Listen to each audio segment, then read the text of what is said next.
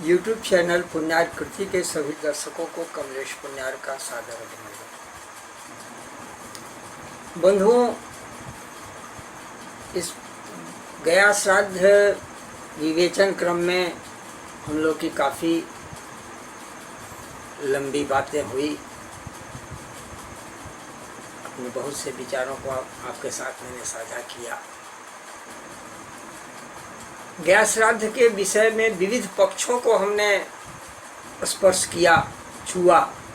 उनके बारे में आपको विविध पक्षों पर काफ़ी चर्चाएं हुई। श्राद्ध की परिभाषा से लेकर के गया धाम के परिचय के बाद श्राद्ध की परिभाषा और श्राद्ध की परिभाषा के साथ साथ श्राद्धीय अधिकार, माने किन व्यक्तियों को क्या श्राद्ध करने की क्या स्थिति है, सारी चीज़ें। साथ साथ कर्तव्यों पर, अधिकार ही नहीं कर्तव्य और अधिकार दोनों की बातें की गई, विचार किए। और इन सब से, इन सारी बातों को सुनने जानने के बाद क्रमशः अगर आप एक एपिसोड को देखेंगे, जहाँ तहाँ से देखेंगे तो आनंददायक नहीं होगा और बहुत ज्ञानवर्धक भी नहीं हो पाएगा, रुचिकर नहीं लगेगा। लेकिन क्रम से अगर देखना शुरू करेंगे, एपिसोड जिस तरह से एक से लेकर के आगे बढ़ रहे हैं, तो तब अधिक अच्छा लगेगा आपको। इन सारी चीज़ों को बाद एक बात तो निर्विवाद रूप से, सब चीज़ों को जानने देखने के बाद एक बात तो निर्विवाद रूप से कहा जाएगा कि श्रद्धा और आस्था अति आवश्यक है। बहुत सी बातें जिन्हें हम नहीं जान पाते हैं, नहीं समझ पाते हैं, तो वहाँ उसको आस्था और श्रद्धा को लेकर के आगे थोड़ा बढ़ना पड़ता है, विश्वास को लेकर के आगे बढ़ना पड़ता है। हमने ईश्वर को नहीं देखा है, ठीक है, लेकिन अनुभवियों ने देखा है, अपने अनुभव को साझा किया है, लिखित रूप से ऋषियों ने साझा किया है, लिखा हुआ उनका प्रमाण है ना, आग शास्त्र का प्रमाण है ना। तस्मात् शास्त्रम प्रमाणन्ते, गीता में भी कृष्ण ने ध्यान दिलाया है कि सभी चीज़ों सबके लिए कार्य व्यवस्थित तो प्रमाण है। ऐसे भी संसारिक चीज़ों में भी आप अगर गौर करते हैं तो देखेंगे कि बहुत सी चीज़ें ऐसी हैं, संसार में बहुत सारी चीज़ें हैं जो अज्ञात हैं, बहुत सी चीज़ें हैं, अदृश्य भी हैं, किंतु उन्हें हम स्वीकारने को विवश हैं। सामान्य सी बात देखिए, आज हर हाथ में आपका मोबाइल फोन है। आप अपने दूर बैठे किसी व्यक्ति से इस डिवाइस के द्वारा सहज संपर्क कर पा रहे हैं। सिर्फ ध्वनि तरंगें ही आप तक नहीं आ रही हैं, बल्कि उसके चित्र को भी आप डिजिटल माध्यम से, इस तकनीक के माध्यम से देख पा रहे हैं। ये एक डिवाइस का ये देन है, इस डिवाइस के वजह से ये हो रहा है। इसी तरह से हमारे भारतीय सनातन पद्धति में जो हमारा जो विज्ञान है, भी बहुत सारी चीज़ें ऐसी हैं, हम अगर वो क्षमता प्राप्त कर लेते हैं तो हम उन चीज़ों को देख, सूक्ष्म जगत, ये हमारे सामने जो भी कुछ दिख रहा है, हमारे आंखों की क्षमता केवल स्थूल जगत को देखने के लिए है।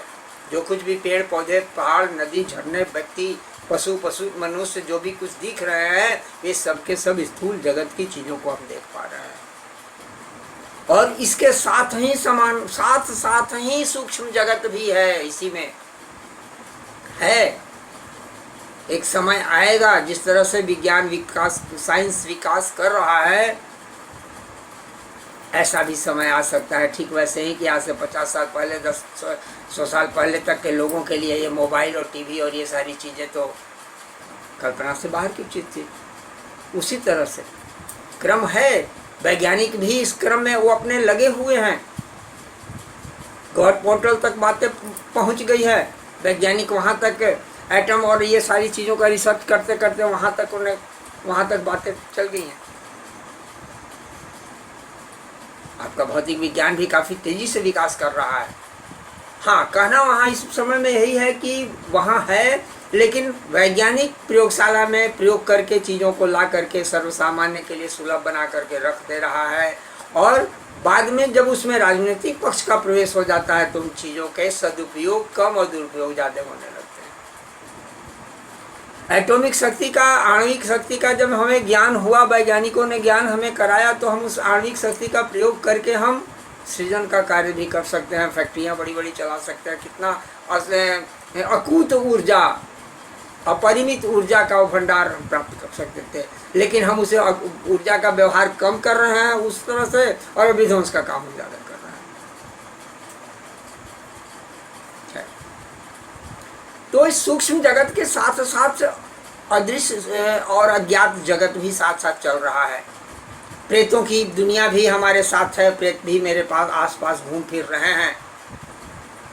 पितृ लोग भी, देवलोक भी, देवता भी समय समय पर विचरण करते रहते हैं।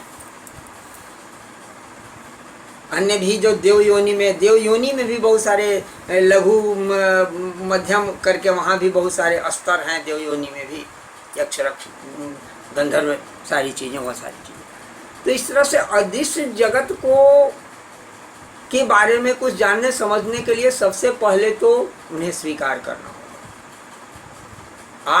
आर्ष वचनों को, वैदिक वचनों को, पौराणिक वचनों को, औपनिषदिक वचनों को मान करके, उन्हें स्वीकार करके, पहले स्वीकृति उनको दे करके, और तब आप उस पगडंडी से आप आगे बढ़ेंगे। धीरे धीरे स्वीकृति की पगडंडी, आस्था और श्रद्धा की पंक्ति पगडंडी से आप आगे बढ़ेंगे तो आप आगे बढ़ पाएंगे।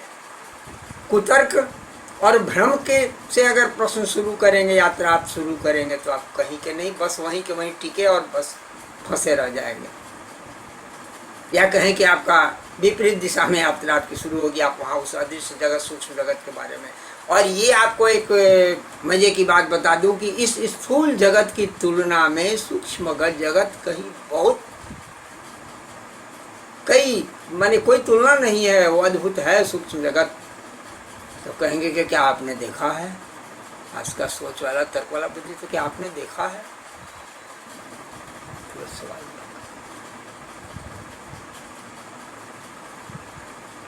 अनुभूति और अभिव्यक्ति दो चीजें हैं ना।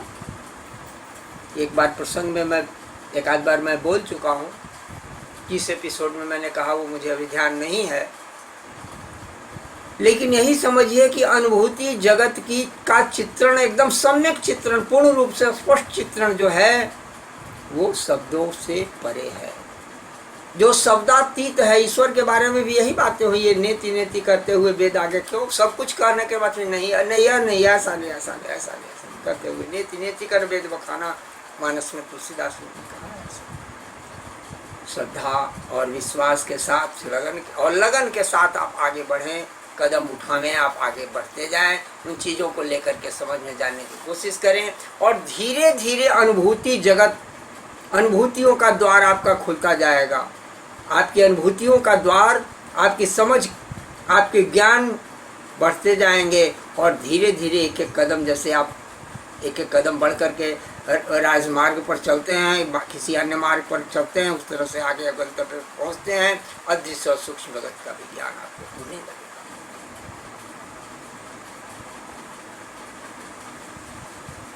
इसमें जरा भी दिक्कत नहीं। एक एक कदम करके आस्था और श्रद्धा रूपी है। ऐसे दूसरे रूप में समझिए इसको कि कल्पना के लिए कि आस्था और श्रद्धा ये दो चीजें हैं, इसको दो पैर मान लीजिए, दो पैर के सहारे आप यात्रा करते हैं। तो आस्था और श्रद्धा रूपी पैरों से अदृश्य जगत में आप की ओर बढ़ने का प्रयास कीजिए, और तत्परता के हाथों से, तत्परता उसमें रहे, लगनशीलता और तत्परता, ये दो हाथ की तरह आपके होंगे, और आप इन हाथ और दो पैरों, ये दो कर्मेंद्रिय के सहारे आप आगे बढ़ते जाइए। आपको अनुभूति जगत का द्वार धीरे धीरे खुलता जाएगा और आप आगे बढ़ते जाएंगे। और फिर बढ़ने के बाद वहाँ पर पहुँच करके बुद्ध के साथ बहुत सारी चीज़ें, उनके पास 10 या 12 कुछ है, मैं बौद्ध साहित्य का बहुत ज्ञाता नहीं हूँ, कुछ ऐसे प्रश्न थे जिनको जो वहाँ पर रोक था कि इन चीज़ों पर सवाल नहीं करना है, या कोई सवाल कर भी देता था जाने में तो बुद्ध वहाँ पर मौन हो जाते थे। बाकी तो व्याख्यान दे लेते थे, प्रवचन देते थे, लेकिन वहाँ मौन हो जाते थे। क्या कहेगा? ये तो गूंगे की गुड़ वाली बात होती है। हम मिठाई खा रहे हैं, ऐसी चीज, उसका स्वाद आओ आपने नहीं कभी चखा है, नहीं जाना, हम खूब क्या कहेंगे? मीठा है, बहुत मीठा है, बहुत बढ़िया है, और क्या कहेंगे? गूंगे के गुड़ वाला जो कहावत है, इसी बात पर है। कि अनुभूति को अभिव्यक्ति नहीं दिया जा सकता है। उसकी एक अभिव्यक्ति की एक सीमा है, शब्दों से परे की जो चीजें हो नहीं। क्या श्राद्ध के विषय में अनुभव की जो बात कहते हैं, कुछ अपने विशेष अनुभव को के बारे में कुछ कहने से पहले मैं महाभारत का एक प्रसंग आपको याद दिलाना चाहता हूँ। बड़ा रोचक प्रसंग है।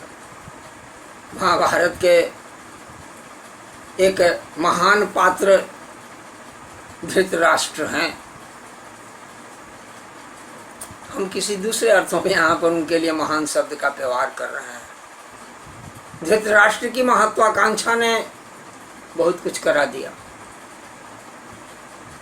एक प्रसंग है महाभारत का कि धृतराष्ट्र सोए हुए हैं, अपनी सैया पर हैं, रात्रि का समय है, एकदम निर्वेद निद्रा में सोए हुए हैं। गांधारी पत्नी उनकी वहाँ वो भी सैया पर हैं।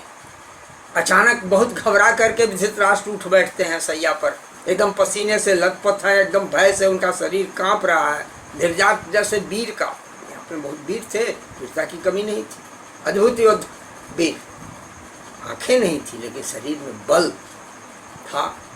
इस बल का उनका यही उदाहरण है कि जब भीम को वो गले लगाने के लिए तो कृष्ण ने पहले से ही व्यवस्था कर रखी थी। उन्हें ज्ञात था कि ये दुर्दशा होगी। वो पत्थर का एक धातु का है क्या पत्थर का मूर्ति एक बना करके रखे हुए थे और वो मूर्ति धृतराष्ट्र के सीने में आकर, शिकंजे में आकर के चूर हो गई थी। ये बल का बल तो था, लेकिन वो इतना बलवान व्यक्ति भी पसीने से लथपथ है, थर थर कांप रहा है। गांधारी उठती है, क्या बात है आर्यपुत्र, आप इस तरह से बेचैन? बोले कि मत पूछो गांधारी, मैंने अभी बहुत ही भयंकर स्वप्न देखा है। क्या देखा?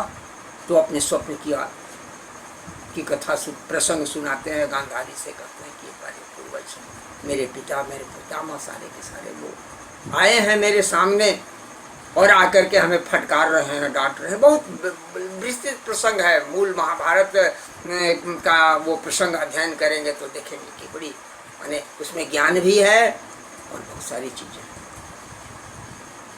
धिक्कारते हुए तुलना ये कर रहे हैं।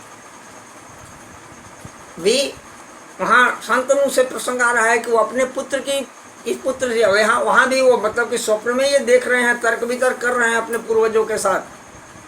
वहाँ पर पूर्वज ने दिखा रहा है कि तुम, अरे नालायक, तुम मेरे पुत्र से अपने पुत्र की तुलना कर रहा है। और वैसे भी दुर्योधन और भीष्म की कोई तुलना थी?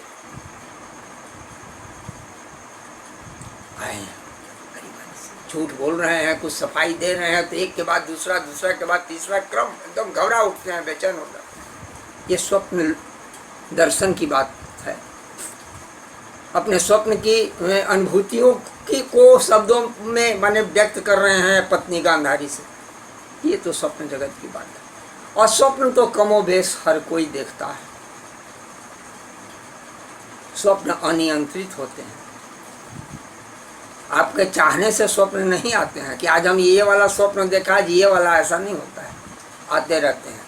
और स्वप्न क्यों आते हैं, कैसे आते हैं, इस पर एक स्वप्न का बहुत विस्तृत मनोविज्ञान है। आधुनिक मनोविज्ञान भी है और पुराना मनोविज्ञान भी है।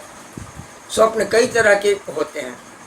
एक स्वप्न वो होता है जो आप दिन भर के चिंतन क्रम में आपके मन में जो चलते रहता है, उन चीज़ों को आप स्वप्न के माध्यम से, उन विषयों से के इर्द गिर्द आपके स्वप्न होते हैं। दूसरा, ये कुछ स्वप्न होता है आपके किसी भविष्य का वो दर्शन दृश्य दिखाता है। भले आप उसकी व्याख्या न कर पाए, उस स्वप्न को समझ नहीं पाते हैं, लेकिन स्वप्न में ऐसी चीजों का भी संकेत मिलता है। तीसरा वो पक्ष होता है कि भूत का भी, वर्तमान का भी, भविष्य का भी। मतलब कि तीन भागों में बटाइए ना काल खंड के हिसाब से। वर्तमान में जो आप चिंतन कर रहे हैं, सोच रहे हैं, जिस तरफ आपका ज्यादा मन रमा हुआ उस तरह के बातों को भी आप स्वप्न में देखते हैं। भूत की भी बातें देख पाते हैं, भविष्य की भी बातें। वहाँ आप अलग अलग उसको विभाजन नहीं कर पाते हैं। बहुत बार आप विश्लेषण, अधिकांश स्वप्नों का विश्लेषण नहीं कर पाते हैं। स्वप्न शास्त्र ही बिल्कुल अलग है हमारे यहाँ। स्वप्न विश्लेषण धृतराष्ट्र ने भी, गांधारी का भी एक बार और के एक प्रश्न की बात गांधारी ये ने धृतराष्ट्र से जब गांधारी की है तो वहाँ भी धृतराष्ट्र करके मैं कोई स्वप्न शास्त्री नहीं, स्वप्न में तरह तरह की अनुभूति ये चीज़ें आती हैं, उसी तरह से अगर आप श्रद्धावान हो करके आप पितरों का स्मरण करते हैं, पितरों के निमित्त कोई कार्य करते हैं, चिंतन करते हैं, कार्य करें कि नहीं करें, मन में चिंतन करते हैं, तो इसके बाद धीरे धीरे आपको कुछ न कुछ अनुभूतियाँ होने लगेगी। आपको खुद लगेगा कह रहे ये फलाने पितर, ये तो मेरे पिताजी, दिवंगत पिताजी ऐसा मुझे संकेत कर रहे हैं। आप स्वप्न में देख लेंगे। थोड़े भी गहराई में जाने की जरूरत है। बच्चों की चेतना को, सारा खेल तो ये चेतना का है। आधुनिक मनोविज्ञान वाले या तुमको तर्क करने वाले कहेंगे कि भाई दिन भर तुम पिताजी के बारे में सोच रहे थे तो आज देखोगे क्या। ठीक है, उनकी बात भी कुछ हद तक हम मान लेते हैं, बिल्कुल निराधार नहीं है आधुनिक विज्ञान वालों, मनोविज्ञान वालों की बात है। लेकिन हमारा जो भारतीय सनातन मनोविज्ञान की जो चीजें हैं वो तो और ज्यादा। तो इस तरह से चीजें आपको संकेत मिलने लगेंगी, थोड़े ही आप आगे बढ़ेंगे। मतलब आपका ये जो बॉडी, जो फिजिकल डिवाइस जो है परमात्मा का दिया हुआ, जो इतना सुंदर डिवाइस है, इस डिवाइस को आप ठीक ठाक रखिए, स्वच्छ रखिए। और स्वच्छ रखने के लिए तो फिर बहुत सारे आपके यहाँ यम नियम संयम बहुत सारे सिद्धांत बताए गए हैं। मैं ये नहीं कर रहा हूँ कि उसके लिए कोई अष्टांग योग की साधना ही समग्र आपकी आवश्यकता है और कोई ध्यान और समाधि में ही चले जाए, वहाँ तक भी नहीं। प्रारंभ में बुनियादी चीज़ों को भी अगर आप अपनाने का प्रयास करते हैं, अपने संस्कार को ठीक रखते हैं, नियम वगैरह क्रियाओं का परहेज करते हैं, माने पालन करते हैं, तो धीरे धीरे आपका अनुभूति जगत का द्वार खुलने लगता है, अनुभूतियाँ। और फिर स्वप्न के माध्यम से प्रारंभ शुरू होगा, स्वप्न के माध्यम से ही वहाँ भी। और धीरे धीरे आपको प्रत्यक्ष स्थिति में, जैसे सपने आप नींद में देखते हैं, आप जगे हुए एक अवस्था आपकी होगी, आपकी माने चेतना की ऐसी अवस्था होगी कि आप आंखें आप खुली हैं, आप यहाँ बैठे हुए हैं, लेकिन आप यहाँ नहीं हैं, आप कहीं और विचरण कर रहे हैं, आप कुछ और दृश्य देख रहे हैं। ये दोनों जगह होता है। भक्ति मार्ग से भी जो आगे बढ़ते हैं उनके पास भी साथ भी ऐसी घटनाएं घटती हैं, और ज्ञान मार्ग वालों का तो अपना अलग सिद्धांत है, तंत्र मार्ग वालों का अलग सिद्धांत है, अलग अलग सारी चीजें। हनुमान प्रसाद पोद्दार के बारे में कहा जाता है, कई बार ऐसे प्रसंग उनके आए हैं कि बस वो एकदम बिल्कुल राधा भाव में हैं, देख रहे हैं दृश्य, आंखें उनकी खुली हैं, सोए नहीं है, आगे कोई उनके अगर कमरे में आता है तो लगेगा चुपचाप बैठे हुए हैं, लेकिन वो तो बस रासलीला देख रहे हैं, उनकी आंखों के सामने तो नृत्य चल रहा है, राधा भाव में होगी। आप अगर तल्लीन होकर के इस तरह से बैठते हैं, शांत चित्त स्थिर होकर के बैठते हैं। दुनिया में बहुत तरह के काम हैं, कठिन काम की बातें आती हैं, लेकिन मैं कहता हूं कि सबसे अधिक कठिन काम है कुछ काम नहीं करना। काम करना कठिन नहीं है, काम नहीं करना ज़्यादा कठिन है। नहीं करने का मतलब क्या है? शरीर को हम, मन को, शरीर को थोड़े हम स्थिर कर भी लेते हैं, मन को स्थिर करना, मन का नियंत्रण। मन का घोड़ा इतना तेजी से दौड़ता है, तो प्रकाश की गति से भी अधिक तेज दौड़ने वाली चीज।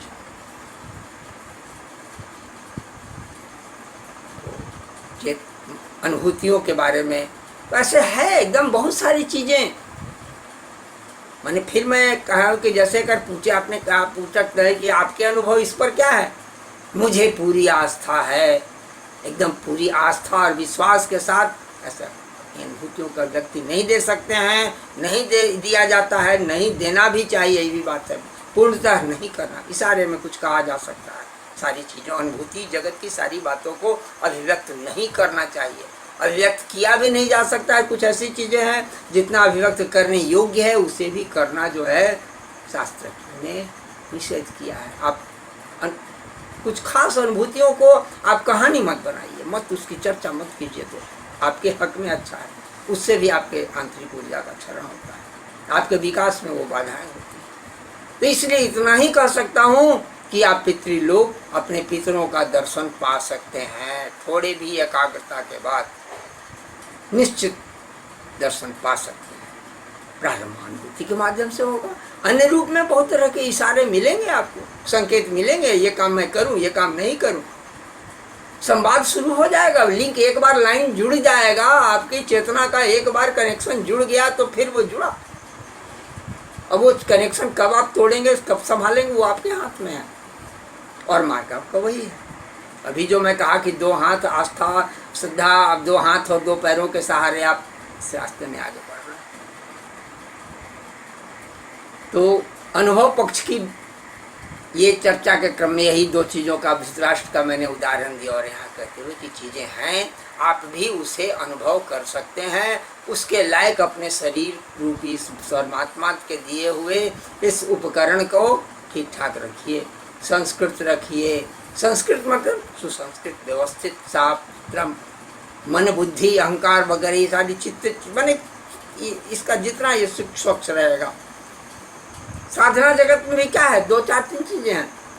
शरीर शुद्धि पहले बात आती है, शरीर की शुद्धि। शरीर शुद्धि के अंदर ये सारे हैं, हम समय पर स्नान करें, स्वच्छ धवल वस्त्र पहने, सारी चीजें। ये कायिक बाह्य शुद्धि हुआ। फिर विचार की शुद्धि की बात आती है और फिर भाव की शुद्धि की बात आती है।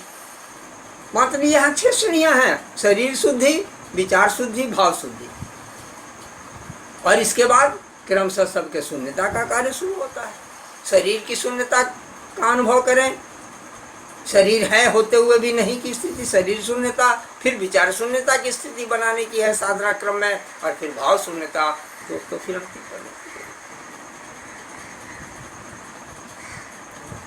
साधना के दिन से जितने अपने स्थिति शारीरिक मानसिक क्षेत्रीय परिसरीय सारी स्थितियों के हिसाब से आप क्रमिक रूप से आगे बढ़ेंगे तो अवश्य अवश्य आपको भी कुछ अनुभव होंगे।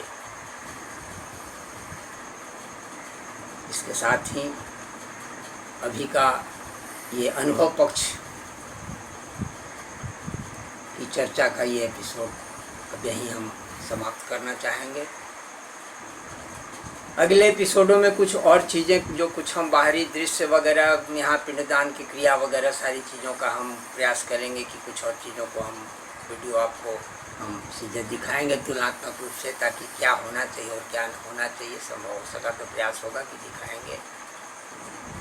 और फिर कुछ 1-2 एपिसोड और भी होंगे जहाँ एक तरफ हम कुछ निवेदन करना चाहेंगे समाज के लोगों से, सरकार से, प्रशासन से, यहाँ के तीर्थ पुरोहितों से इस विषय पर एक कुछ वक्तव्य हम रखना चाहते हैं, कुछ चीज़ें रखना चाहते हैं। तो इन सब क्रमिक रूप से 2-3 एपिसोड और आगे चलेंगे, और इसके बाद साथ ही लगभग 2-3 और एपिसोड के बाद ये प्रसंग मेरा व्यासाध्य विवेचन का ये कार्यक्रम पूरा होगा। अगले एपिसोड में पुनः आपसे मुलाकात होगी। आप जहाँ भी रहें स्वस्थ रहें, शांत रहें।